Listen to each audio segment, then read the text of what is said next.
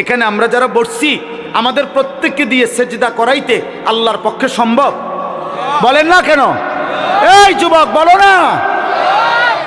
পারতো।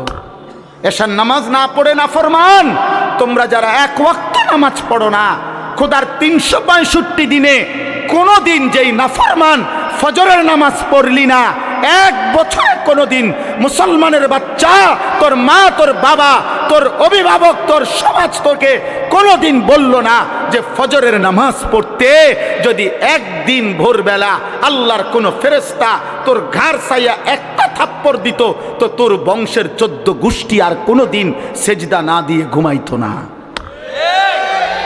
আল্লাহ চাইলে পারতেন,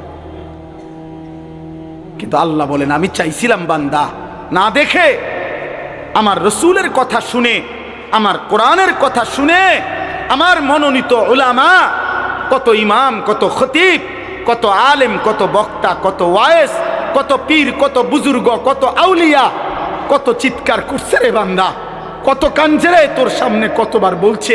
সেদিন যদি তাদের কথা তুমি বিশ্বাস করে আমার গোলামি করতা, আজ আমি হাসরের ময়দানে নিজ হাতে জান্নাত তুলে দিতাম। তুমি কদর করলা না, তুমি কদর করলা না। অতএব আপনারা আলহামদুলিল্লাহ দুনিয়া খুব বুঝেন। দুনিয়া আমি আর নতুন করে বুঝানোর, ওই যে বললাম আগের কথাটা, মাটির তলের কথা আর আসমানের উপরের কথা, এইটা বুঝেন না লোক কম তো আব্বা।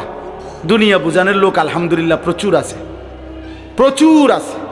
এই আমি দেখছি আপনার খেতে যে কাম করে, এই কৃষি সবজি করে, আমার বাসার পাশেও এইখানে এই যে সবজি যারা করে এগোরও আপনার দেখছি প্রাইভেট কার দিয়ে আইসা, একেবারে স্যুট বুট পরা ভদ্রলোক, টাই পরুন না, 4জন 6জন আইয়া বুঝা, এই আবার বুঝা।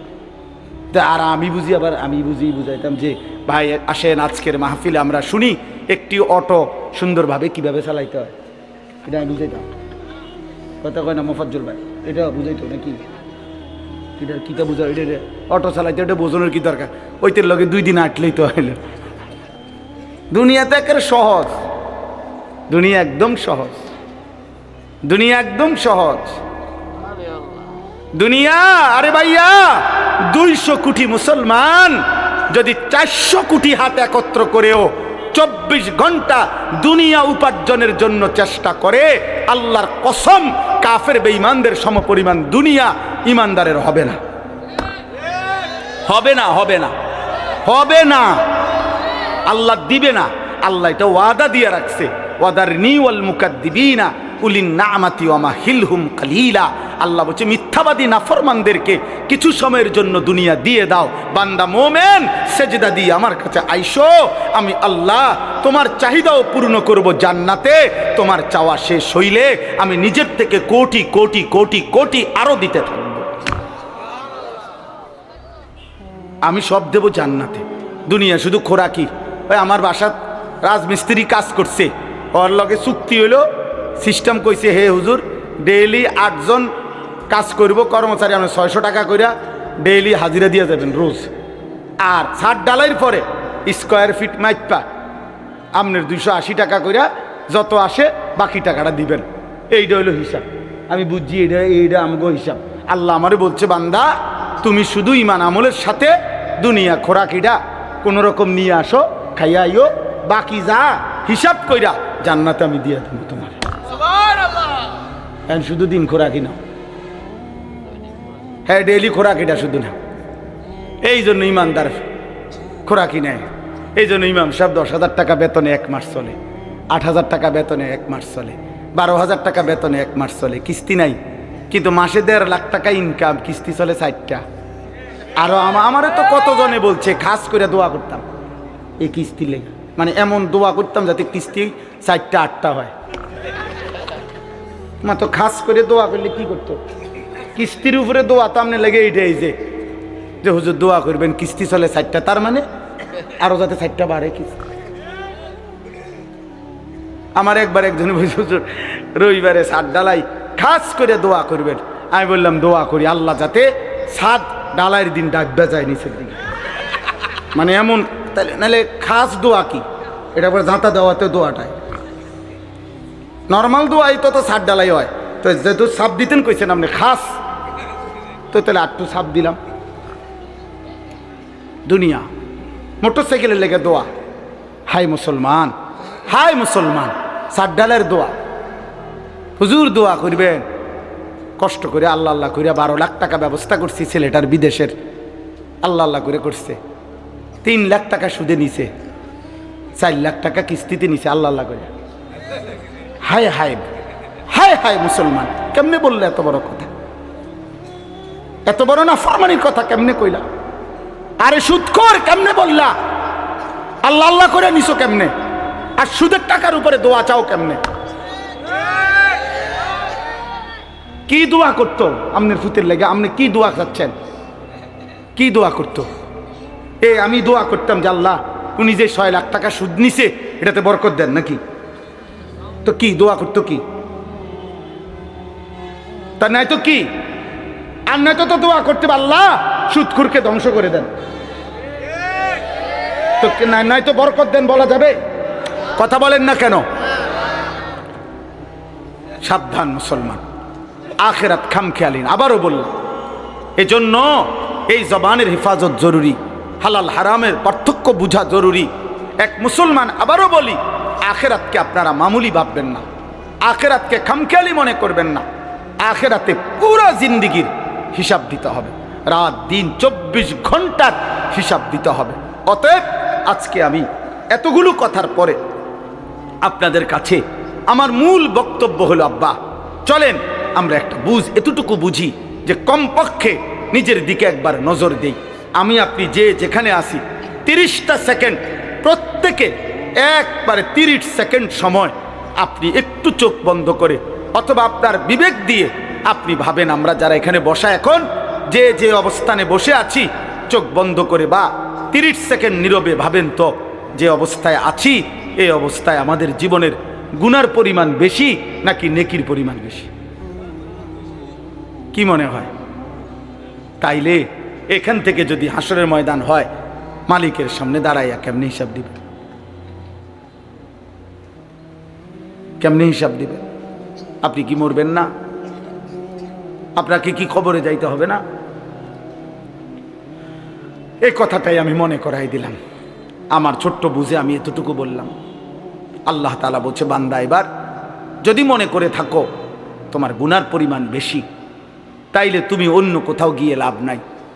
আমি আল্লাহ তোমাকে আশ্বস্ত করতে চাই, গুনাহ যদি তোমার আসমান পরিমাণ হয়, গুনাহ যদি তোমার সমুদ্রের ফেনা পরিমাণ হয়, গুনাহ যদি তোমার হিমালয় পর্বত ছুঁয়ে যায়, গুনাহ যদি তোমার এই জমিনের বালুকণা পরিমাণও হয়, তুমি অন্যদিকে যাইও না। তুমি যদি শুধু বুঝতে পারো, অনুভব করতে পারো, তোমার ভিতরে যদি উপলব্ধি আসে আমার গুনাহ বেশি, আর আমার এই গুনাহ আমার জাহান্নামে নিবে, আর জাহান্নামের আগুন আমি সহ্য করতে পারবো না, খোদার কসম আল্লাহ বলেন, এদিক সেদিক না গিয়ে বান্দা তুমি আমার দিকে ফিরে আসো, আমার রহমত থেকে নিরাশ হইও না। আমি ওয়াদা করলাম, আমি আল্লাহ এক সাগর নয়, আমি হাজার সাগর, এক পৃথিবী নয়, আমি আসমান ছোঁয়া গুনাহ একবারে একসাথে মাফ করে দেব। তুমি আমার কাছে আসো। এই কথাইটাই এখানে 24 নম্বর পারা 39 নম্বর সূরা জুমার, এই সূরার 53 নম্বর আয়াত। আমি আপনাদের কাছে 3টা আয়াত পড়ছি, 53, 54, 55, এই 3টা আয়াতের তর্জমা বলেই আমার কথা আমি শেষ করলাম। আল্লাহ তাআলা বলেন, কুল, হে নবী আপনি বলেন, ইয়া ইবাদিয়াল্লাযীনা আসরাফু আলা আনফুসিহিম, হে আমার বান্দারা, তোমরা যারা নিজের উপরে গুনাহ করতে করতে সীমা অতিক্রম করে ফেলেছ, গুনার পাহাড় উঠায় ফেলছ, তোমরা নিজের উপরে যারা জুলুম করে ফেলেছ, তোমরা যারা জীবনটাকে শেষ তসতস করে ফেলছ। হাদিসের মধ্যে, তাফসীরের মধ্যে আছে, নবীজির কাছে কয়েকজন লোক এসে বলছিল, হে মুহাম্মদ, আমরা তোমার কালেমা গ্রহণ করতে চাই, কিন্তু তুমি কি জানো যে আমাদের গুনাহ কি পরিমাণ? আমাদের গুনাহ কি পরিমাণ? হয়তো তোমার আন্দাজও নাই। মুহাম্মদ, আমরা শুধু শিরিক করেছি এমন না, আমরা মূর্তি পূজা করেছি এমন না। তাফসীরে কুরতুবীতে স্পষ্ট লিখছে, নবীজিকে তারা বলছে, হে মুহাম্মদ, চুরি করছি কি পরিমাণ, হিসাব নাই। জিনা করেছি কি পরিমাণ, হিসাব নাই। মদ পান করেছি কি পরিমাণ, হিসাব নাই। খুন করছি কি পরিমাণ, হিসাব নাই। জীবনটা শেষ করে দিছি গুনায় গুনায়, আজ আর কোনো হিসাব করেও কুলাইতে পারবো না, এত বেশি পরিমাণ গুনাহ আমাদের। তো বলছে মুহাম্মদ, তুমি যে বলছো আল্লাহ মাফ করে দিবে, কিন্তু মাফ তো করবে বুঝি, কিন্তু আমরা যে পরিমাণ গুনাহ করেছি আমাদের মনে হয় তোমার আল্লাহ এত বেশি পরিমাণ গুনাহ মাফ করবে না। গুনাহ যে আমাদের অনেক বেশি। তুমি আরেকবার তোমার আল্লাহকে জিজ্ঞেস করো, ওনারে বলতে কও, উনি আমগো কি পরিমাণ গুনাহ মাফ করে দিবে। মহান আল্লাহ পাক এই আয়াত তখন নাজিল করছেন। আল্লাহ বলছে, বন্ধু আমার বান্দাদেরকে বললেন কুফর আমি মাফ করে দেব, শিরিক মাফ করে দেব, কবিরা গুনাহ মাফ করে দেব, সগীরা গুনাহ মাফ করে দেব, বিদআত মাফ করে দেব, মুনাফিকি মাফ করে দেব, সব মাফ করে দেব। ইন্নাহু হুয়াল গফুরুর রাহিম। কেন মাফ করব না? আমি আল্লাহ গফুর, ক্ষমাশীল, রাহিম, দয়াবান। এবার আল্লাহ বলে, বান্দা তবে শোনো, তাহলে যদি তুমি সিদ্ধান্ত নেও আমার কাছে আসবা, আমি মাফ করব, তা এখন কি করতে হবে তোমাকে? আল্লাহ বলেন, তোমাকে দুইটা কাজ করতে হবে। ওয়া আনিবু ইলা রাব্বিকুম, তোমাকে এক নাম্বার ইরজিউ, আমার কাছে ফিরে আসতে হবে। তুবু, তওবা করতে হবে। এক নাম্বার ইনাবাত, আই রুজু, আই তওবা, অর্থ হলো তুমি তওবা করো, তওবা করো, তওবা করো, তওবা করো। বান্দা আমার কাছে আসো, আমার কাছে তওবা করতে হবে। কি করতে হবে বলেন, সবাই বলেন না, কি করতে হবে? তওবা কিভাবে করে? তওবা কিভাবে করে? আমার শায়েখ আল্লামা মুফতি মুশতাকুন নবী কাসিমি, আমি একটা জিনিস দেখাই দিই।